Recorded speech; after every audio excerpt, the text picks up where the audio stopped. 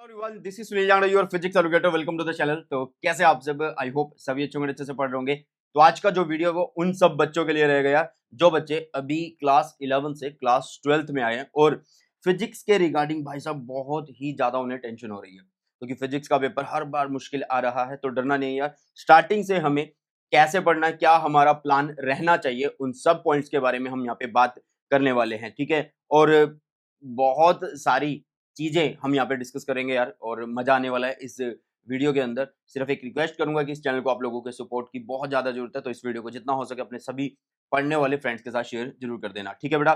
तो आगे बढ़ते हैं। सबसे पहले बच्चों के मन में एक डाउट रहता है यार कि मैंने क्लास 11th जो है वो वेस्ट कर दी है, तो क्या मेरी क्लास 12th भी वेस्ट हो जाएगी? मतलब क्लास 11th बिल्कुल बर्बाद है, कुछ भी नहीं पढ़ा है, तो मैं क्लास 12th में भी कुछ नहीं कर पाऊंगा, बर्बाद होने वाला हूँ। तो बेटा ऐसा बिल्कुल भी नहीं है। हाँ, क्लास 11th अगर आपने अच्छी पढ़ी होती, अच्छे से की होती, तो आपका एक प्लस पॉइंट होता, ठीक है। बट ऐसा नहीं है कि आप लोगों की क्लास 12th भी खराब जाने वाली है। कुछ पॉइंट्स हैं, कुछ चैप्टर हैं जो आप लोगों को करने पड़ेंगे, ठीक है। और उसके लिए ऑलरेडी चैनल पे कंटेंट है, मैं आप लोगों को बता देता हूँ। देखो यार, बेसिक ऑफ फिजिक्स जो है आप लोगों को आना चाहिए, जिसमें ट्रिग्नोमेट्री, डिफरेंशिएशन, इंटीग्रेशन और वेक्टर्स हैं। ये सारे के सारे जो है बेटा मैंने करवा रखे हैं। लेकिन अगर आप चाहते हैं कि नहीं सर हमें नई वीडियोस चाहिए, तो कमेंट सेक्शन में बता के जाना। जैसे ही जिस भी टॉपिक की, जैसे कि इसमें ट्रिग्नोमेट्री, डिफरेंशिएशन, इंटीग्रेशन, वेक्टर्स या फिर बेसिक ऑफ मैथ्स की जितने ज्यादा कमेंट्स होंगे उतना जल्दी आप लोगों को बेसिक ऑफ मैथ्स की वीडियो मिल जाएंगे बेटा, ठीक है। तो क्लास 11 अगर बर्बाद है भाई साहब, तो आप लोगों को सबसे पहले बेसिक ऑफ फिजिक्स समझना होगा। मतलब जो बेसिक मैथमेटिकल टूल्स है, डिफरेंशिएशन, इंटीग्रेशन, ट्रिग्नोमेट्री, ग्राफ्स और वेक्टर्स, ये सारे आपको आने चाहिए, क्योंकि ये क्लास 12 में आपके यूज होने वाले बेटा, ठीक है। तो जिनकी क्लास 11th बर्बाद है, क्लास 12th बर्बाद नहीं होगी, बस आपको पढ़ना है। हाँ, अगर पढ़ोगे नहीं फिर तो यार 12th भी बर्बाद हो जाएगी, है ना। चलो, तो इसके आगे मैं आप लोगों को बता दूं यार कि क्लास 12th फिजिक्स का अगर हम बात करें, जो सिलेबस है 2025-26 बोर्ड एग्जाम के लिए सीबीएसई की अगर हम बात करें, तो बेटा 1 to 14 चैप्टर रहने वाले हैं, जिसमें आपको एक बार मैं चैप्टर्स के नाम भी बता देता हूँ। इलेक्ट्रिक चार्जेस एंड फील्ड हमारा फर्स्ट चैप्टर रहेगा। इलेक्ट्रिक पोटेंशियल एंड कैपेसिटेंस हमारा सेकंड चैप्टर रहने वाला बेटा जी। करंट इलेक्ट्रिसिटी थर्ड चैप्टर है। Moving charges and magnetism fourth chapter है बेटा। Magnetism and matter fifth chapter है बेटा जी। और इलेक्ट्रोमैग्नेटिक इंडक्शन सिक्स्थ है। अल्टरनेटिंग करंट सेवंथ चैप्टर है। इलेक्ट्रोमैग्नेटिक वेव आपका आठवां चैप्टर है, एट्थ। और रे ऑप्टिक्स नाइन्थ है। वेव ऑप्टिक्स टेंथ है। Dual nature of radiation and matter 11th chapter है बेटा जी। और एटम्स आपका 12वां चैप्टर है।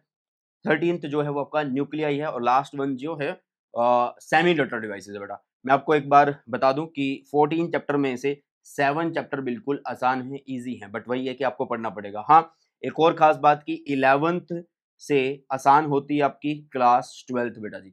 11th से आसान होती है आप लोगों की क्लास 12th। देखो यार, सीबीएसई की तरफ से क्लास 12th फिजिक्स का जो मार्क्स डिस्ट्रीब्यूशन है वो चैप्टर वाइज नहीं है, वो ग्रुप्स में है, ठीक है। तो वही मैंने यहाँ पे लिखा हुआ है, सीबीएसई की तरफ से जो सिलेबस आया है उसमें भी यही चीज मेंशन्ड है कि पहले 3 चैप्टर जो है बेटा 16 नंबर के आने वाले हैं। 4 से अगर हम देखें 7 तो वो 17 नंबर के आने वाले हैं। 8 से अगर 10 की अगर हम बात करें तो वो 18 नंबर के आने वाले हैं। और 11 से अगर हम 13 11 to 13 की अगर हम बात करें तो वो 12 नंबर के आने वाले बेटा जी। और 14th चैप्टर की अगर हम बात करें तो वो 7 मार्क्स का आने वाला है। मतलब ये टोटल मिलके 70 नंबर आप लोगों के कवर होते हैं। ये मैंने इसलिए बताया बेटा जी, और आगे जो भी स्ट्रेटजी वीडियो आएगी साल भर तुम देखोगे कि ये चीज मैं हर वीडियो में बताऊंगा, क्योंकि बहुत सारे टीचर यार बच्चों को मिसगाइड करते हैं, वो चैप्टर वाइज अपनी तरफ से मार्क्स डिस्ट्रीब्यूशन बता देते हैं। जब सीबीएसई ने यार ग्रुप में बना के दिया तो ग्रुप के अकॉर्डिंग बताओ बच्चों को, ग्रुप के अकॉर्डिंग पढ़ाओ, है ना। तो यार ये एग्जैक्ट मार्किंग स्कीम है जो सीबीएसई की तरफ से दी गई बेटा, ठीक है। अब बात करते हैं यार कि कौन कौन सी बुक्स हमें यूज करनी होगी। बेटा बुक्स में सबसे ऊपर आता है एनसीईआरटी। एनसीईआरटी, अब एनसीईआरटी 2 बुक हैं, टेक्स्ट बुक भी करनी है बेटा, एग्जाम्पलर भी आप लोगों को करनी है। इसकी दोनों बुक आप लोगों को करनी है।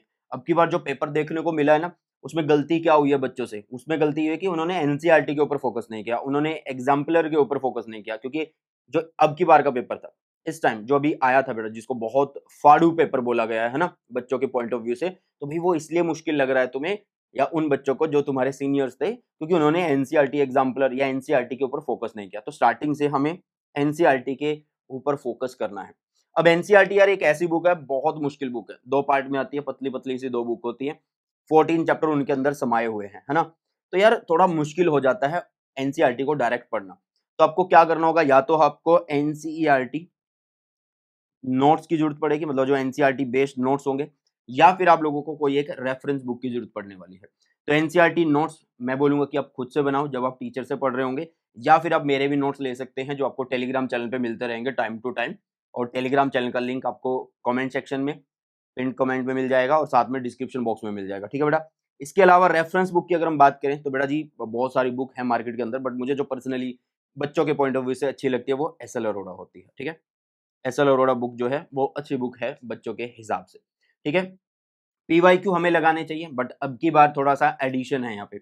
जो पीवाईक्यू होंगे बेटा जी वो आपको सिर्फ सीबीएसई के नहीं लगाने हैं, आपको जेई मेंस के पीवाईक्यू भी लगाने पड़ेंगे, क्योंकि इस तरीके का ऐसे लेवल का पेपर सेट हो रहा है पिछले 3 साल से।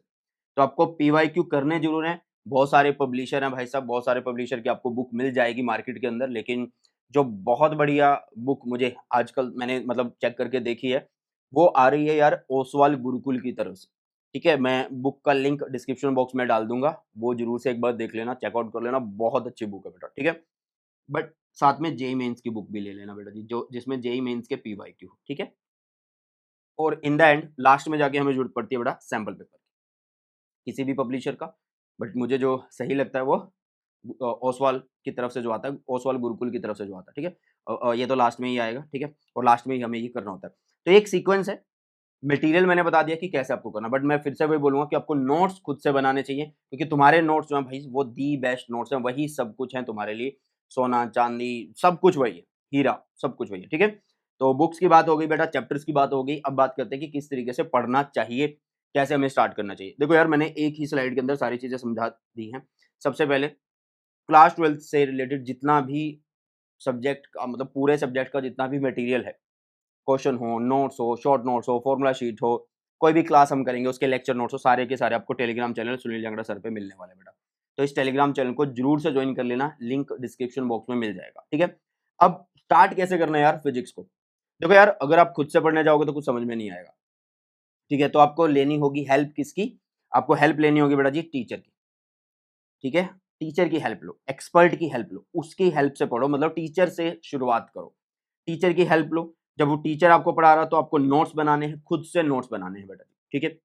खुद से नोट्स बनाने का मतलब ये नहीं कि सजा धजा के लिख रहे हो, कलरिंग कर रहे हो वहाँ पे अलग अलग कलर से, अरे नहीं, जैसे तुम्हें समझ में आ रहा हो जैसे बस वैसे लिखना शुरू कर दो, एक सिंगल कलर से अपना टाइम बचाओ, और ज्यादा सजा धजा के लिखने की जरूरत नहीं है, ठीक है बेटा। तो सेल्फ मेड नोट्स होने चाहिए आप लोगों के पास।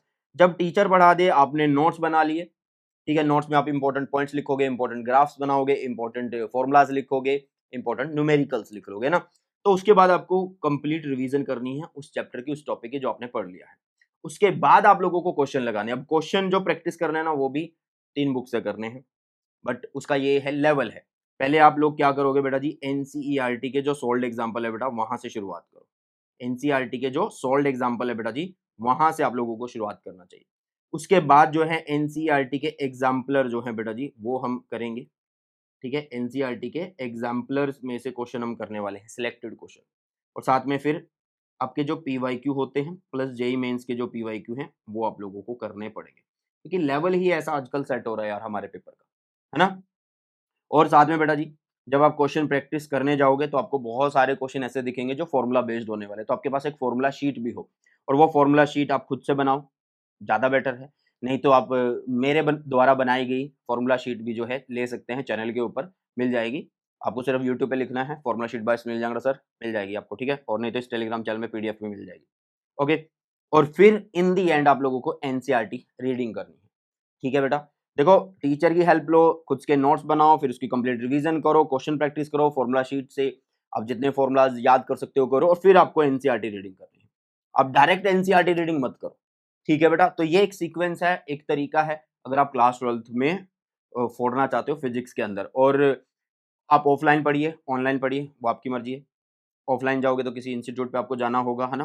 तो वहाँ पे आप जाके जो भी आपके शहर में जो भी बेस्ट कोचिंग सेंटर हो या जो भी बेस्ट टीचर आपको लगता हो उसके पास जाके आप पढ़ सकते हैं, या फिर आप ऑनलाइन पढ़ सकते हैं। ऑनलाइन में फ्री और पेड दोनों के ही ऑप्शन आप लोगों के पास होते हैं। तो आप फ्री में अगर पढ़ना चाहते हैं तो डिटेल्ड वन शॉट यूट्यूब के ऊपर आपको मिल जाने वाले हैं। नए वन शॉट भी मेरी तरफ से आ जाएंगे बहुत ही जल्द आप सबके लिए, ठीक है।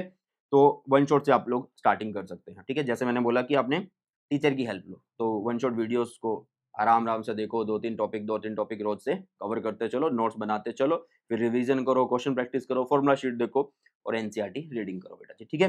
तो ये एक प्लान है। साथ में जो एक पूरा साल आपको चीज मेंटेन रखनी है वो है बेटा जी, ये लाइन मेरे को बहुत अच्छी लगती है कि कंसिस्टेंसी बीट्स टैलेंट। मतलब अगर यार आप आज पढ़ रहे हो, 2 दिन और पढ़ रहे हो, 3 दिन और पढ़ रहे हो और फिर उसके बाद आप नहीं पढ़ रहे हो, फिर महीने बाद पढ़ रहे हो, तो फिर ऐसे काम नहीं चलने वाला। ये फिजिक्स है यार, ये टाइम माँगती है, ठीक है? बहुत सारे बच्चों का जो फिजिक्स का पेपर मुश्किल लगने का कारण या मुश्किल लगता है उनको या पेपर उतना अच्छा नहीं होता, वो यही कारण होता है कि फिजिक्स यार टाइम माँगती है और बच्चे क्या करते हैं लास्ट के 15 दिन, 20 दिन, महीना, 45 दिन पढ़ते हैं और सोचते हैं कि मैं बस 70 में से 70 ले आऊँगा। भाई, ये जो पूरा साल से पढ़ रहे हैं, ये पागल है क्या? है ना? तो इसलिए आप लोगों को भी भाई, आप लोगों को भी क्या करना होगा, आप लोगों को लगातार पढ़ना होगा, ठीक है? हाँ, ऐसा हो सकता है कि यार कोई भी मेडिकल इमरजेंसी आ गई, कोई बात नहीं, तो उसको आप नेक्स्ट डे जो है कवर कर सकते हो, बट जो पढ़ो वो डेली आप कवर करो और उसको कवर करने के साथ-साथ मतलब उसको रिवीजन करते चलो। अब ये ना हो कि एक चैप्टर अगर आपने अप्रैल में स्टार्ट किया, खत्म किया और उसको जाके आप अगस्त में, अक्टूबर में देख रहे हो, फिर उतना ही टाइम लगेगा। 101% ठीक है बेटा?